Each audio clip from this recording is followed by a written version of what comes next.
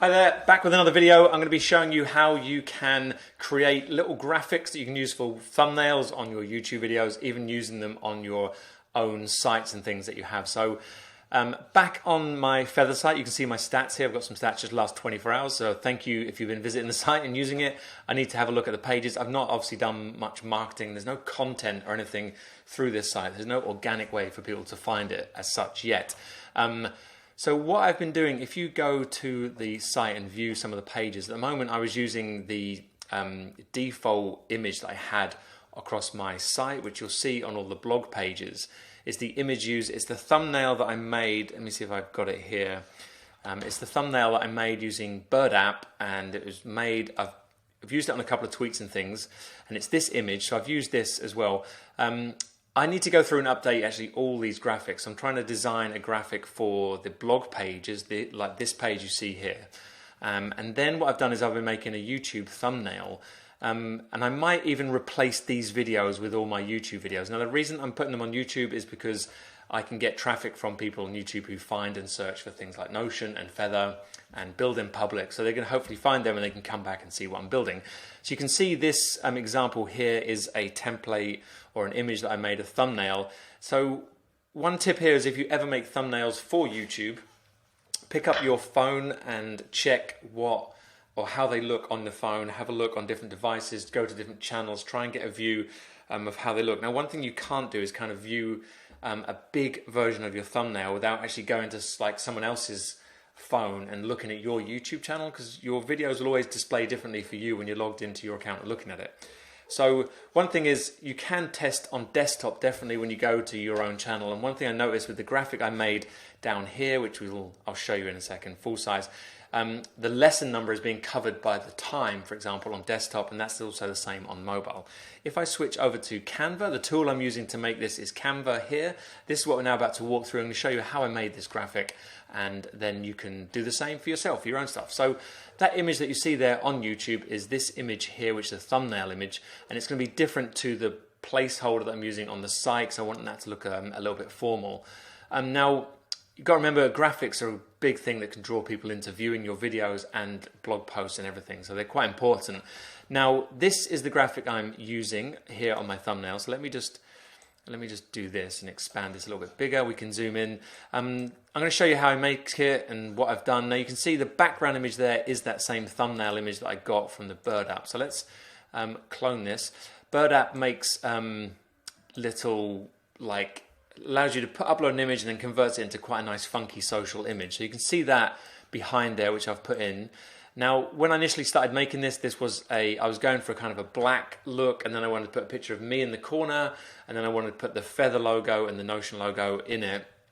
And as I started designing it, I realized it's not looking great. So I used a template from inside of Canva. So let me just show you that. Let me just pull it up like this. Let's go to Elements. So inside of Elements, I think I was actually in Templates. So inside Templates, this was a particular YouTube thumbnail template. If I add a new page in Canva, this is quite nice. I wanted to go for something like this with the circle image, and you can see as it loads, it's got a circle image, it's got these background images which you can change the color to. There you go, it's finally loaded. That's quite a nice one. So if I ever use something from Canva, I try and change it slightly. If I scroll back up, here's the one I used, you can see here. Now I've seen this actually across other people's YouTube channels. I'm starting to see more of these graphics here on other people's channels that you'll see on the web, and a lot of them they can use these, and why not? You know, if you have a Canva account, if you have a pro account, you get access to more images. So this is my graphic that I've used. You can see this is how it looked, and if I scroll up, there's my version. So I used this layout of these bars that they had over on the right there. I used those, and then I started putting in my own content. So you can see this is where it started. I removed this image at the back, I removed the image of the lady, I removed this, and I removed the dots, and then I put in my own images. So I stripped it back like this, changed it to black, this image, and then I put my image behind. Next thing I done was I pulled in my Notion logo, which I got from Google Images. The Shopify, this icon is actually from inside of Canva. They've got their own little element version of that. This is the Feather logo. I asked Banu for that, and then we converted it to white because he gave me a black one. We converted it to white. So I dropped those in here. I then picked up these arrows from inside of here. I done a search for arrows. They've got loads of different hand-drawn arrows that you can use. Sorry, let's go to elements and then type in arrows. You can see my previous ones there. So we've got arrows. You can pick from all the different arrows here. So I've dropped those in. So on the bars, I then wrote in Notion feather, and then let's just move this one down a bit, like so. And then I just dropped in, so you can use the cursor, sorry, not the cursor, the arrows on your keyboard to finer tune the positioning of that. And then I cloned these, resized them and dropped them in smaller just to add a little bit more design touch to each of them. And these are just text. You can see I've used the hashtag build in public. Here's the lesson. Now the lesson, like I said, is being covered by the time, so I've got to move that. I posted on Twitter for anyone to see what their thoughts were, and someone had said, increase the size of the lessons because you can't see it. So thanks to that person who replied. Can't remember your name there. I'll have a look. But I'm going to drop this. You can see this border as it comes in. There's the border there. Look, that's the border in line. So I try and stick with that border in Canva when I use it. So that's it. And someone said actually increase the font size of that. So I might actually just do that and make it a little bit bigger. We want it to stand out. The only reason I didn't make it bigger because it was the same size as this web URL at the bottom. And what I might do is I was thinking I'd end up making like L1 and L2 rather than saying lesson. Let's see if that one's moved in there. One thing I've noticed using Loom, it might just be, I don't know if it seems to slow down some of the software apps that I'm using, which is totally fine because it's recording, like a selected area of the screen. But I've just noticed that the more I'm using Loom to do longer videos. Look, so there we go. That's actually in the border. Now, I'm not too worried about that border. I just want it to look even on the eye. So I'm going to keep this at the same size.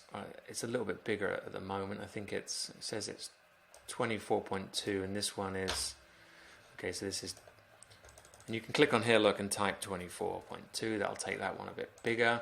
Now, depending on YouTube again, you've got to remember where all these text and things are because they can show on the site, or sorry, you won't be able to see them if YouTube's covering them up with things like subscriber icons or time bars and other cards that you use and things like that. So there are proper places or better places you can put your images on YouTube to get them to stand out. Remember, I try and use big fonts because everyone's looking at YouTube probably on mobile mostly, so I try and use big fonts for the main words that you want to get picked up. You can see I've got Notion, Feather and Shopify, and then I've used these little icons and brands. So that's what I'm going to go with, that design. Like I said, the template was this one I grabbed from the templates they've got here.